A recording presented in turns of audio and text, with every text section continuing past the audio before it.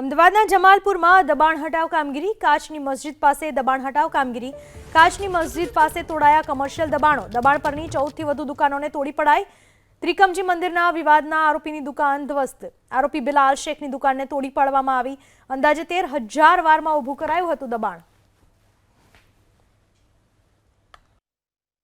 અમદાવાદના મધ્ય ઝોન જમાલપુરમાં કાચની મસ્જિદ પાસે આવેલ 14 જેટલી ગેરકાયદે દુકાનો અમદાવાદ મહાનગરપાલિકા દ્વારા તોડવામાં આવી છે। 99 વર્ષ પહેલાં લાથી બજારને આપવામાં આવેલી લીઝ ઉપરની જમીન જે અંદાજે 13,000 વારમાં ફેલાયેલી હતી અને તે જમીન ઉપર લાથી બજારના સ્થાને કમર્શિયલ એકમો ઊભા કરી દેવામાં આવ્યા હતા, જેને લઈને કોર્પોરેશન તરફથી આ એકમો છે તેને હાલમાં તોડી પાડવાની કામગીરી છે તે કરવામાં આવી છે।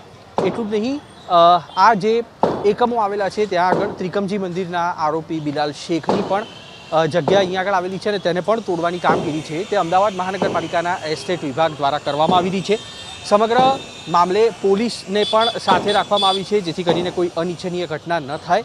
સવારથી ચાલુ થયેલું આ ડિમોલેશન છે તે અત્યારે શાંતિપૂર્ણ માહોલમાં કરવામાં આવી રહ્યું છે, જ્યાં આગળ કાચા પતરાના શેડ અને તેની સાથે પાકું જે બાંધકામ કરવામાં આવેલું છે તેને હાલમાં દૂર કરવામાં આવી રહ્યું છે અને જગ્યા ખુલ્લી કરાઈ રહી છે। કેમેરામેન પિયુષ લેવો સાથે કુશાંગ સોની, એબીપી અસ્મિતા, અમદાવાદ।